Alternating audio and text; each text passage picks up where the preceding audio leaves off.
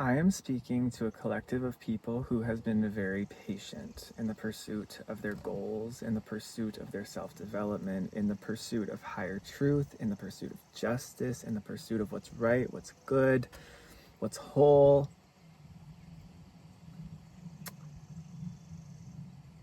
I am talking to people who have been very strong, to people who have seen through the ringer. The types of experiences that this collective has had are not just your run-of-the-mill, kind of everyday average Joe experiences. They're not even average Joe challenges. These are deep spiritual sort of conquests, deep spiritual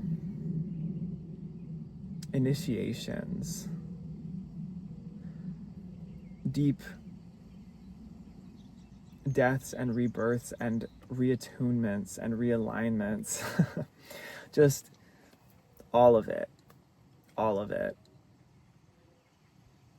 I was actually thinking about this today, about how it can become so normal on the path to be familiar with challenge and be familiar with the mysteries and the unknown of life, and to become very familiar and normalized, I guess. Desensitized sometimes even towards just how resilient you have to be to go through a lot of these processes that the average person that you know in your circle probably do not understand fully to their full depth, unless you've been able to find a circle of people who are also on the path. But I feel that I'm speaking to people who are probably lone sort of pathfinders, waymakers, people who have been on this journey by themselves, the lone wolf, because there are certain lessons and paths, and the hero's journey can only really be taken by oneself. So even the people who've been around you through it may not fully understand what you've been through.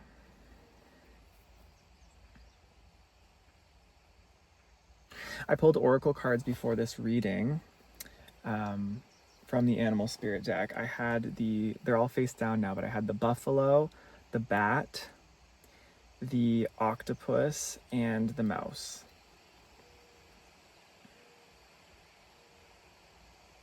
And all of those cards in this deck point towards some of the more challenging or quote unquote negative aspects of life that we go through.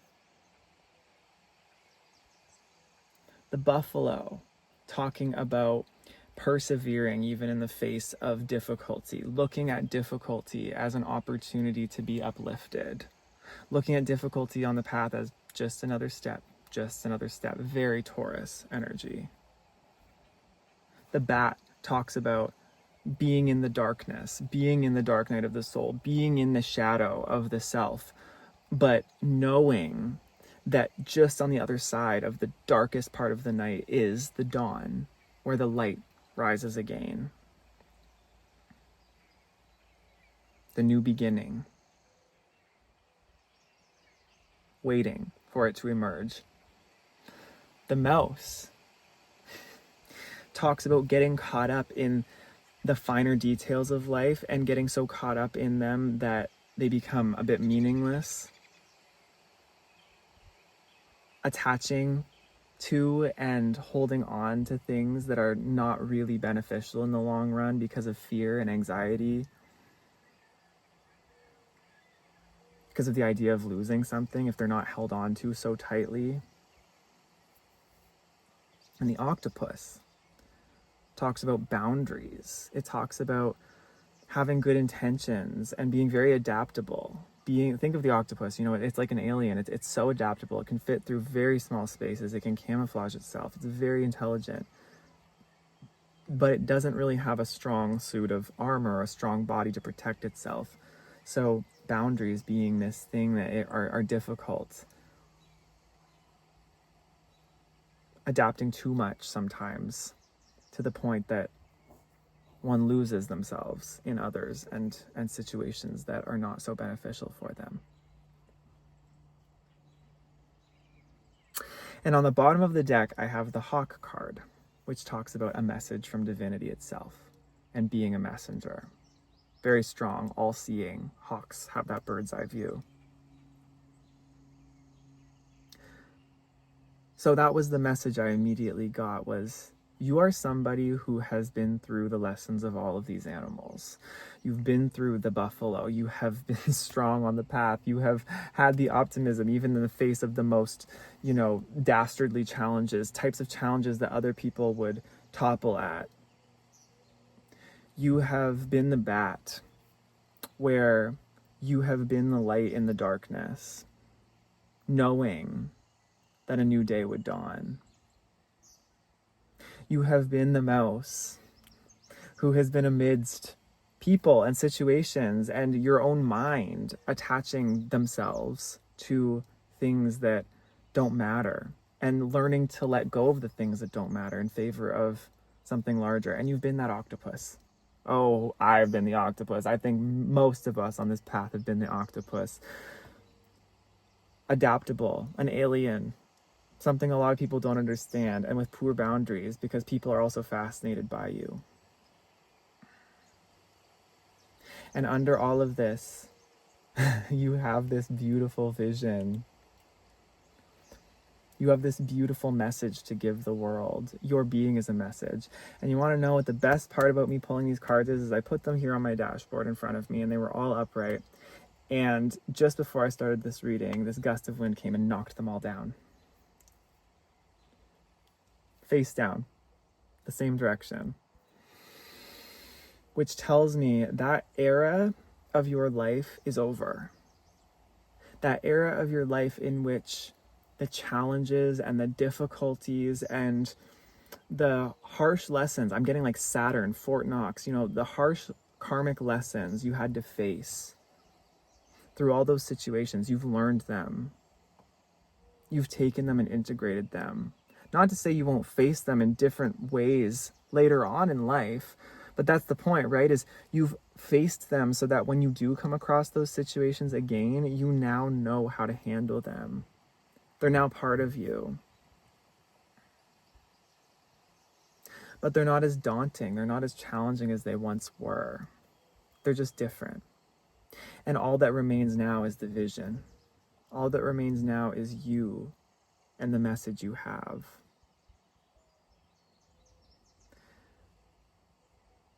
A lesson I've been learning in my life that I want to integrate into this reading as well, that I feel it really is part of this message, is learning to be so trusting in the present moment, learning to be so trusting in what already is here for you, in the experience you are having right here, right now, in this very moment, because the mind reaches, it yearns. That's all, octopus reaching and yearning for new direction. The mind is constantly wanting to attach itself to new.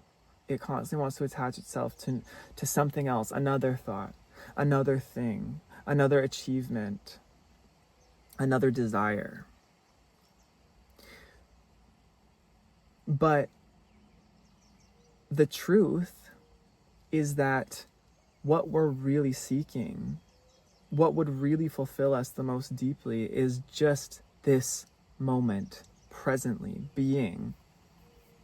And whatever is inspired from that present experience, always in the present experience, by the way, the present moment. There is no such thing as the past and the future, truly. It's all in this present now moment when we observe it from the higher consciousness. Whatever wants to express itself from that present experience is what is to be expressed, and joyfully so. That's the truth. That's the truth of our existence here. That's the truth of reality. It doesn't matter what's going on. It really doesn't. It really does not matter what is actually going on. All that matters is that we are present, we are here. That to me is this hawk, the message, the bird's eye view, the all-seeing divinity that sees. And this is the message it's here to give, is you're here now. Everything's here. So all the striving, all these animals, right? The the darkness and the journey and the getting somewhere and the pushing and the persevering and the learning and the growing. It was always all happening right now. It was always all happening right now. In the now. And I think part of you going through this journey was to finally find yourself in a place where you're truly understanding of that. 11:11 on the timer. You're truly understanding of this present moment and how the great, blissful, positive experiences you go through and the difficult, challenging, resistant experiences you go through, no matter what you're going through, none of it is going to get you anywhere. It's not taking you anywhere. It's just experience in the now. And so, because I think sometimes, right, when we go through these difficult, challenging, harrowing experiences, we can think, oh, this is gonna make me so much stronger. I'm gonna get somewhere from this. Or when we're going through the blissful, positive experiences, we just don't want it to end, right? We're thinking about the future. We're thinking about the past and what we had before. But it's just all about what's here now. And there's an ability to look at whatever we're experiencing, difficult, negative, with the light of consciousness in a way that there's peace in all of it. This reading kind of just took a turn with this. There's a way to look at everything we're experiencing right now with utter peace, because we understand we're always resting in the light of consciousness. We're always home.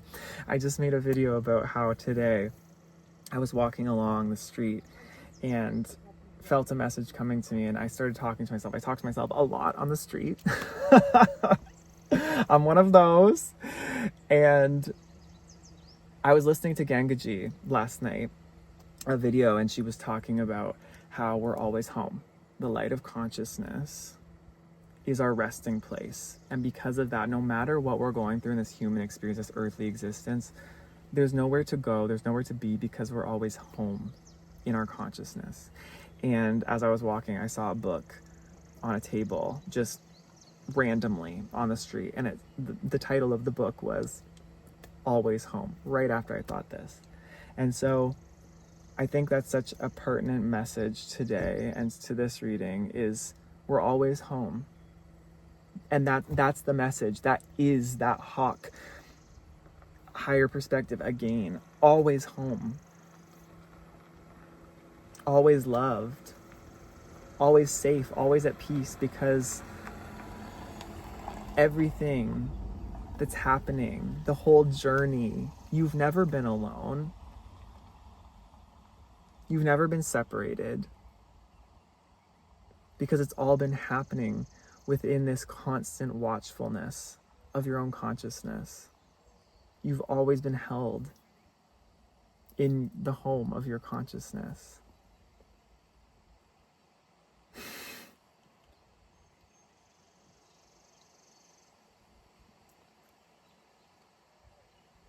And that just is.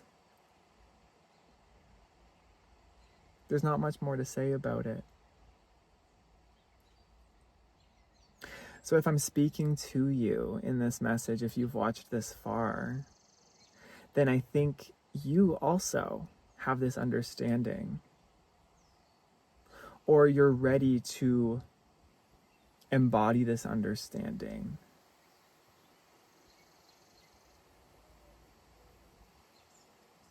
This is the message. This is the vision. That you went through all of the drama, all the karma to get to understand. None of that matters. None of it matters, really. It was all just initiation. It was all just journey through the great now. Good, bad, all of it. This now is where it all begins and where it all ends. Always.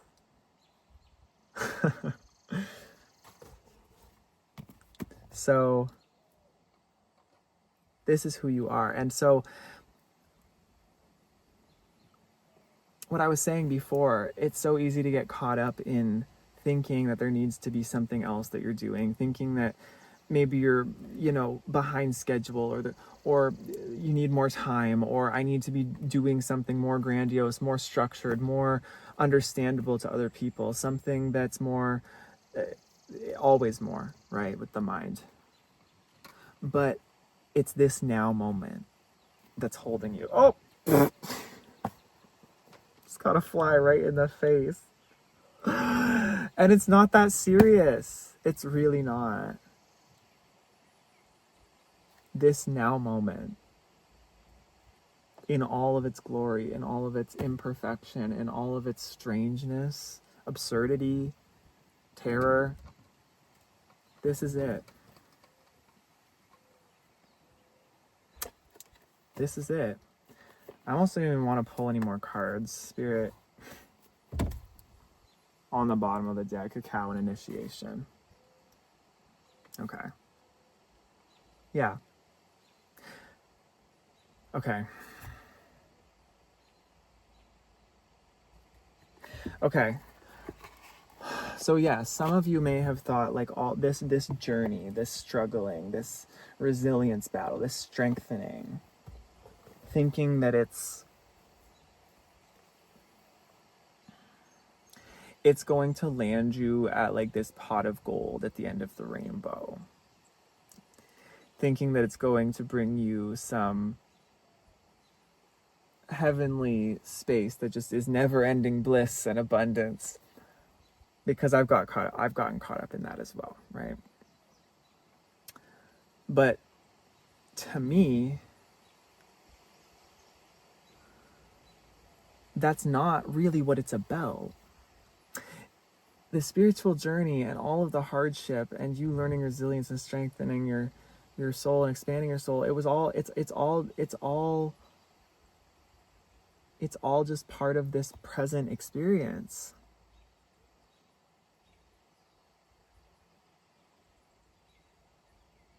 An initiation into this understanding you now have of nowness, of presentness, of how it all lives within you, all the archetypes, all the experiences. And that this journey is never ending. This journey does not end. It's always beginning and always ending in every moment, like I said. Constant.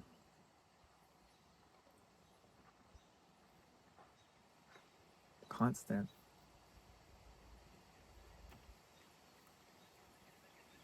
And that can be terrifying to the mind because the mind wants an end goal. The mind wants to go somewhere. It wants there to be something to latch onto, but there's always something to latch onto, always something new. Stop, let go. Know that this now is this now for a reason, greater than you can understand. Humble yourself to the now. And know that this now, this being, is all that's needed. It's all that's needed, and it's all that's wanted deep down as well. I don't feel there are any more cards to pull. I have 2 more decks here that I brought with me, but I feel that's the message.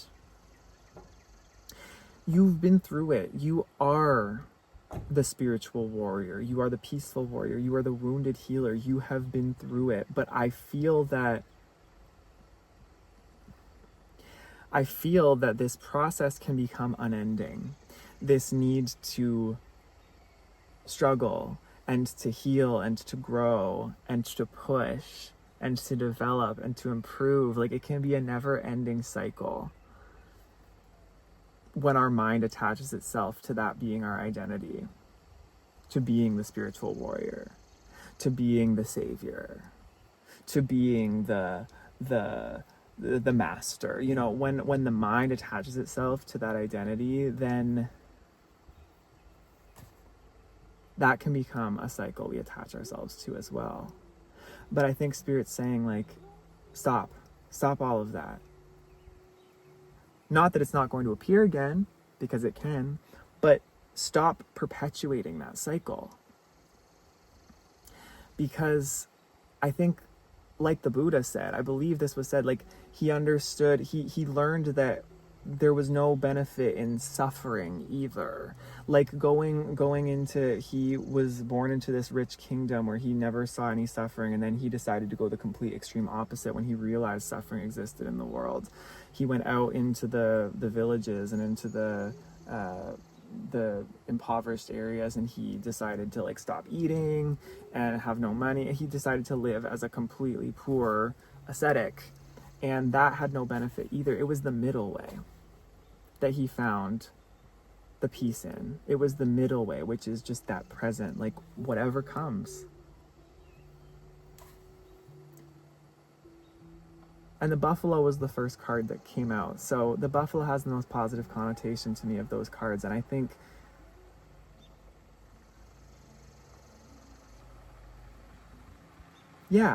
that's the message for this collective.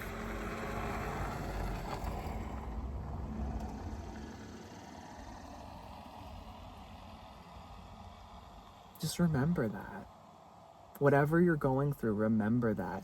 There's no need to be anything. There's no need to do anything to get anywhere, because you already are.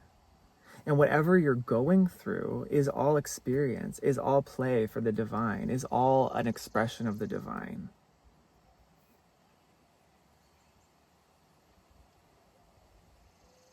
But you're not locked into this suffering. You're not locked into this woundedness. You're not locked into, like, it doesn't define you, is what I'm saying. It's an experience to go through that, but it does not define who you are. What an interesting message. I'm even gonna have to process this after, because this is just kind of coming out, and this took a turn that I didn't think it would, like most of my readings do. Like life. That's what life does. It takes turns that we don't expect. And that's why dropping your expectations can also be such a beautiful practice. We can think in our mind, have it fixed in our mind that things are going to go one way. Things are going to happen a certain way for us. Things should be a certain way. This is XYZ. This is how the path goes. This is how the spiritual journey goes. This is how the hero's journey goes. This is how our systems work. This is how you get to be successful. This is how you make a lot of money. This is how you build a family. Like, there's all these formulas we have in our minds, but that's just not how reality always is. It takes these twists and these turns where we get lost, even though we're never lost. We're always home. Our identities change. Who we are shifts and changes. Huge visions and dreams we thought were going to be with us our whole lives just kind of, no more. We don't care anymore, or we don't feel it anymore. It's just, this is the aliveness. This is the beauty of life, is just recognizing that when we let go of all this attachment to all of it, to even the meaning we create,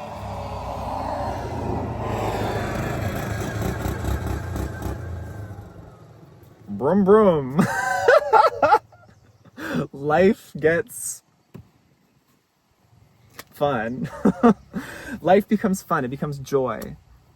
It becomes lila, as they say in Hinduism, I believe. I just learned that specific term the other day. It's a concept that I understood kind of intuitively, but life becomes divine play, where consciousness is already whole.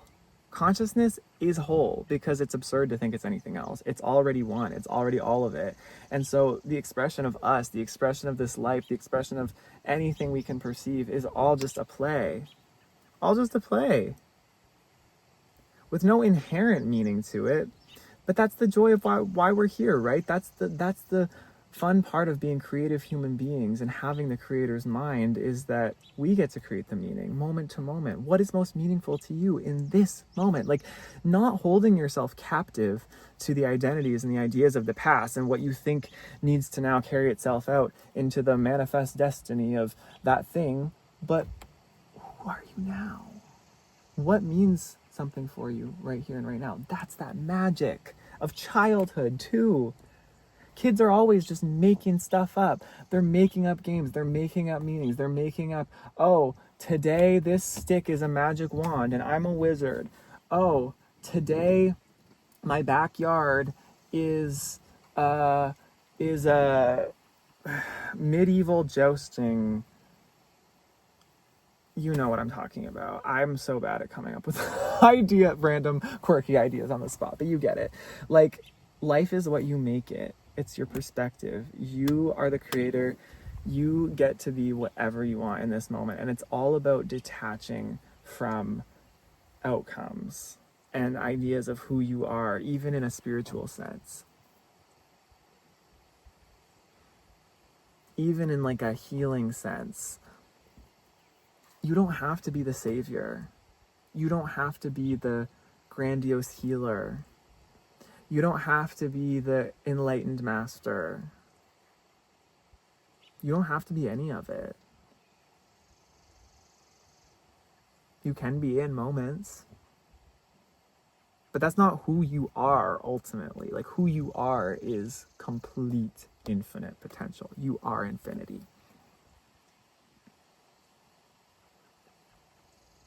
And that's the message. So I'm going to leave you with that. I love you so much. This was such a fun message to deliver. And, life is so good. Life is so great. Life is so awesome. All right. I'll see you in the next one. Take care. And bye-bye.